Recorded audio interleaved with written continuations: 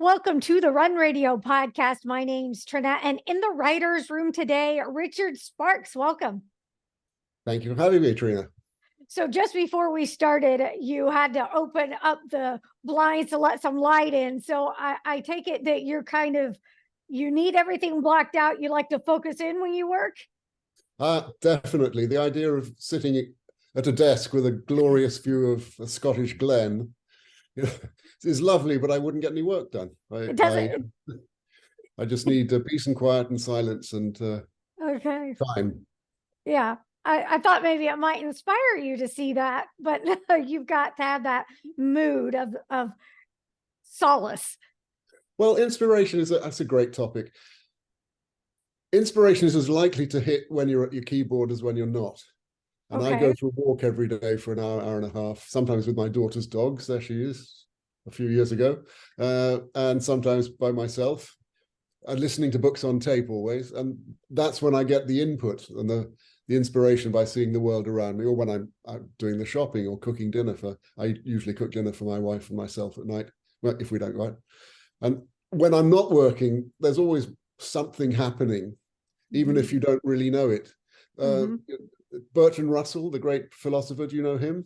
No. He was a mathematician as well as a philosopher, and he said when he was asked about how he solved problems that had never been solved before, he said, well, I would study them for 48 hours as hard as I could and then put them away, and then 6 months later there would be the symposium and the answer would pop out a few days before it. And he said, it is as if orders have been given for the work to proceed underground. And that's really what a lot of writing is, work proceeding underground. You just got to be alert to it and aware of it. And sometimes you've got to sit down and grind it out. And at other times, it just hits you over the back of the head, like the idea for these books did. So those just kind of clunked you over the noggin and you were able to write. It was just extraordinary. I've been a hardcore role-playing game addict for 10 years now, I think. Obviously playing much less these days, but I still love it. And I just wondered, what would it be like to actually be in one of these wonderful worlds that these great video designers have created for us to play in, but for real, not a game. It just, the inspiration came from that, those beautiful landscapes that they make for us and the world. So I created my own world and had 3 avatars, one of whom was basically based on me, a retired British schoolmaster, who's my father, but not me. They win the world championship of sword and sorcery. And the next thing you know, he wakes up. He doesn't wake up. He's in a field in the middle of nowhere with terrible, crappy beginner level gear. And he's his own avatar, which is a heroic young battle mage. So at least he's young again. And then everything gets even worse. Things go wrong. Adventures should be full of disasters. How do you keep track of your characters, the landscapes, all of this stuff that comes into a great book? Sorry to interrupt. I always make notes as I go along. I have parallel files. I've got a file saying magic skills or something. You've got to make sure that the magic is constant. You can't just write someone once said, you can't just solve a story by saying, oh, a wizard did it at the end. That's cheating. You've got to set up the rules and make sure that the villains have far more power than the heroes and all that sort of thing. So I keep lists of where they've been, who they've met, of the items that they've discovered that they haven't used yet. So there are I've written 4 in the series so far. And I've left breadcrumbs in some of the earlier books that I pay off in later ones. So, all story structure is set up and pay off. So laying pipe in early ones and then paying it off as you get towards the end of each particular episode rather than story, and because a lot of them have very complicated on the outside puzzles for the hero to solve, and he's thinking, well, the answer's right there in front of me. What does it mean? I know what it says. So he has to figure out the enigma behind the puzzle, behind the mystery, whatever it is, while charging around all over the place doing whatever it is that they're doing. Have you ever confused yourself with the rules or the power or anything like that? Have you ever had to go back and go, that wasn't right? Yes. Oh, yes. Yeah. You have to clean that up. As I said, it's all set up and payoff. Once you know the important thing with a story, and comes from learning script writing, is to figure out your ending as soon as you can. Where does it land? It doesn't, not necessarily the end of the plot, but what's the end of the emotional story? What does it all add up to? So the first thing I did with New Rock, New Roll is figure out, well, why did this happen to them, him? And are the others even there? And where is he? And what's he going to do about it? Why? And there is a reason for it all. It's all explained. And then you're set up for the sequels that go on. So you're continually rocking forwards and backwards, and you've set up your ending, and then it doesn't matter how you get there, as long as you know where you're going. Because you go off in another direction, you point to the audience and say, look, it's over there, it's over there. And at the end you say, actually, and they go, oh yeah, you got me. Yeah, now I see it. And that's what audiences love, is being surprised. What is your background? How long have you been writing, and what other types? Decades. I started at university writing comedy reviews. With some of my contemporaries went on to be very eminent comedy performers, such as Mel Smith and Rowan Atkinson. And then I started moving into scripts. Douglas Adams was a contemporary of mine. He was at Cambridge and I was at Oxford. So we met doing reviews in Edinburgh, and we had the same agent in London when I eventually got to London, having spent a couple of years in Cardiff working for Welsh TV. And Douglas and I, well, he was great. He's a very funny man. I was talking to his former writing partner, John Lloyd, who's our most eminent comedy producer in Britain of the last of our generation. He produced Spitting Image and Not the 9 O'Clock News and Blackadder, QI. And he was Douglas's writing partner on the last 2 episodes of Hitchhiker, the original radio show before Douglas wrote the book. And and they were roommates. And he said Douglas was hopeless at everything except having brilliant ideas, which is a great summary, because he was brilliant. Yeah. Has writing always been your primary career, your moneymaker, or did you also have other work that you did to pay the bills? Mostly writing. Often the bills didn't get paid, and I had to go cap in hand to the bank manager and say sorry for a bit. But we muddled through, and eventually, when I got married, we had 2 houses to deal with, 2 properties in London. So I was able to sell mine, and move into my wife's place. And we then had a bankroll. She's an artist, and that's one of her artworks behind the print of our daughter. So we had a bankroll, and then I've been very fortunate with investments. So I've learned a little bit about that, but basically I just write all the time, and I haven't had an office job since the 2 years I did in Welsh television straight out of university. I sort of got away with it, and now we're okay. So I devote all my time to writing. Yeah, it's very unfair, because it's different for every writer and circumstance. But when people say I want to be a writer, I say, well, write. They say, yeah, but how do I support myself? And I say, well, I don't know. Why are you asking me? I try to say politely, I don't care. If you want to write. You find the time. Even if it's exhausting at the end of a day. I've had to do that occasionally, but sometimes you just don't have the energy to write. And that's really that's when the job gets in the way. Yeah. Do you ever get stale doing your writing? Do you ever find yourself just like, not today? Yeah, absolutely. I'm in the middle of, I've got a script job that's something that's come up that I created a few years ago that a production company wants to do. And getting back into that, having been free to write my own books for 4 years now, I'm just free in this huge, wild, wonderful world that I found for myself, is it's very restrictive. So I'm sort of inching my way through it. I normally write quite fast, but if with luck, in a couple of weeks, I'll have cracked it, and I can send the wretched thing off and get back to my bliss. Back to your bliss. Yeah. So let's talk publication. I know a lot of people, they will wait for a traditional publisher. Some will decide just to go all out and do it themselves. Others do hybrid. What's been the best route for you? Interesting, because just before I had the idea, a friend of mine published his memoirs, self-published. Mm-hmm. And I thought, oh, the curse has been taken off self-publishing these days. There's all sorts of self-published books that are really successful, really good.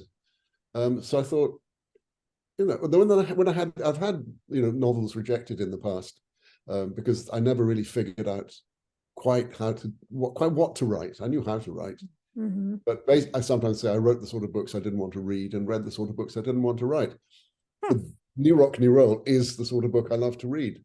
Every time I go back into it to research something, I find myself tripping out on it and reading 10, 20 pages, going, oh, cool. I've got to stop. I've got to get back to work. So I was going to self-publish, and then after about 100 pages that flew out of me, I thought, well, I've got a very good literary agent in New York. I'll send it to her and see what she thinks. So I told her about it, and she said, oh, sounds fun. And agents always take a couple of months to do anything because they're backed up with their own list. So I thought, well, I might as well get on with the sequel. I don't want to, A, I'm enjoying it, and B, I don't want to be in the position where if someone says they want to publish it, they say, what's next? And then I have to start. I want to get ahead of the game. Okay. So she called me up about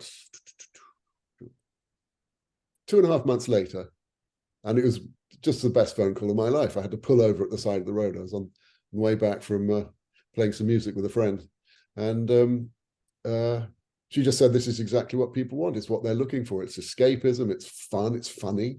There's plenty of humor in it, as well as disasters. Because, comedy and adventures work together. They're all about things going wrong. Right. And so she said, it's lovely. And I said, well, I've already started the sequel. She said, oh, great, 3-book deal. And I go, oh, it's 3 now, is it? Oh. And I thought, okay. So I finished the second one, then got on with the third, realized that wasn't it. It's not a trilogy, it's a series.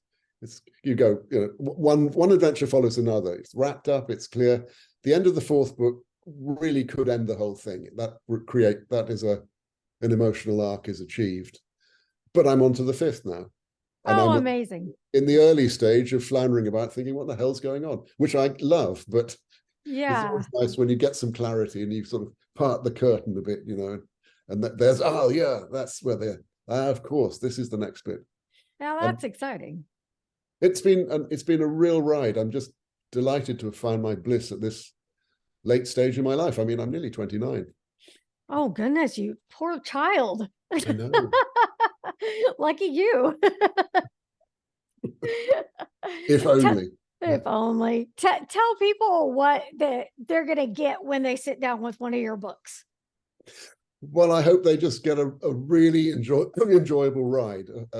A friend of mine who's a producer here in Los Angeles, where I now live, read it in the last book, the 4th book, in two days, she said. And it's 160, 170,000 words.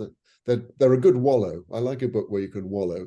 And when it's over and you go, oh, I wish it hadn't finished. You want to know what happens in the end, but oh, it's finished, damn. So it's always nice to know there's another one if you think there is a chance of a good sequel. So it was great. When she said she read something that took me 16 months in 2 days, she just likes to sit down and plow through it. That's great. Philip Pullman said, I don't know how to make you laugh, but I do know how to make you turn a page, which I really admire. Yeah.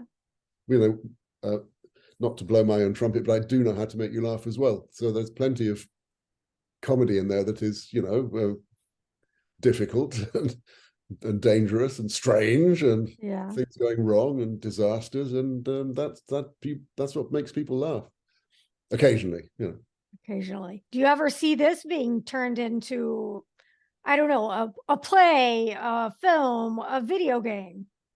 Funny you should say that. I've sold the film rights, or my agent sold the film rights, and I've written the script for that, which is out with the producer. And that's early stage. It doesn't really mean anything until somebody, look, that business is, you need 100 yeses, 1 no, and it's over. So he's out there. He's got financing. He's got a start, and we're waiting until the appropriate moment for him to move on that, which should be. I mean, we're hoping that the publication will go well. We'll know by the time this goes out. Exciting. That's very exciting. What do you think about, how do you see your life after book number 5's done? Whoa, I hope there's a sixth. Oh, I hope, good. I hope Good. number 5 adds up to something. Good. All I know is that I'm happy with the first 4, and so I haven't, the idea of, well, Kasich is a very good science fiction fantasy independent publisher and very forward looking, very, very light on their feet and smart. And I just wanted to make it them happy to have published me Yeah. rather than one book and out. I wanted to give them something that they can build on, because a new writer from, even though I've got credits in other fields of writing, I'm an unknown novelist, and that's a problem, because they don't sell books, they sell authors. If you've written 12 books, the 13th is published, unless the 12 are no good. But if you haven't sold any, that's what's the hard thing for all of us, is to get the first one through the door, and then for it to get traction so that people want more of your work. Have you started seeing a following? Have you heard from some of the readers or gotten any feedback? I've had 4 test readers who I've Okay. run all the books by, and they've been very helpful, and also they just love it, the whole world, which is really nice. One of them, another producer here in town, said, I'm doing the audiobook as well. Because I was talking to him, I was saying, there are lots of good actors here in LA. Who should we get to do the audiobook? And he said, when I read it, I hear your voice. And I thought, well, he's a Brit. I can read. I mean, I'm not a professional actor, but I can give it a go. Yeah. And if it's terrible, we'll get a professional actor next time. But I'm getting good feedback from my agent and people who've listened to the tape so far, which I'm currently in studio post-producing. And I'm lucky to have Fred Sanders producing it, Fred Sanders, who did the Game of Thrones audiobook. Yes. Done many audiobooks as producer and as a reader. So he's very helpful steering me through it. And he knows I'm not a professional actor, so I need reassurance. Yeah. Am I all right, really? Yes. No, it's fine. Because I'm perfectly confident with the writing side of things. I found my feet there years ago. But with this, you sometimes say, are you sure about this? Yeah, go for it. Have fun. Yeah. What's something you like to do when you're not writing? You said you take walks, you like to cook for you and your wife. What's something else that is just pure escapism for you? Music. You're a musician too? No, just an amateur, but I love the banjo, because it just, it slows you down. So yeah, I won't play now because it's a bit silly, but yeah, and half an hour of that every day, and you just sort of chill out with that. Awesome. Very exciting. I hope you'll come back when you are ready to share about the other books that are coming. I'd love to. Thank you. Tell everyone where they can go ahead and pre-order the book that's coming out, where they can keep up with you, because building that fan base, when you get those fans, you want to make sure that they can keep up with you 110%. Right. Well, the website is richardsparks.com, which is pretty straightforward. There's no E in Sparks, Sparks. The books are all up on Amazon, Barnes & Noble, amazon.co.uk, as well as .com, and other reputable online bookstores, as well as physical stores. Well, they will be when they're printed. I'm on Instagram. My assistant does all this. Instagram. What's the other one? I think you're on Facebook. Yeah. Yeah. I forget, but if you go to richardsparks.com, you can find links there to whatever I'm apparently up to on the internet. Fantastic. We will be keeping up with you, and definitely come back, and best of luck to you. Thanks so much for sharing. Oh, there's another thing up. If you sign up there, you can get a free chapter or a free audio chapter. So just click on the links there and get a freebie. Sounds great. Thank you so much, Richard. Well, thank you for having me, Trina.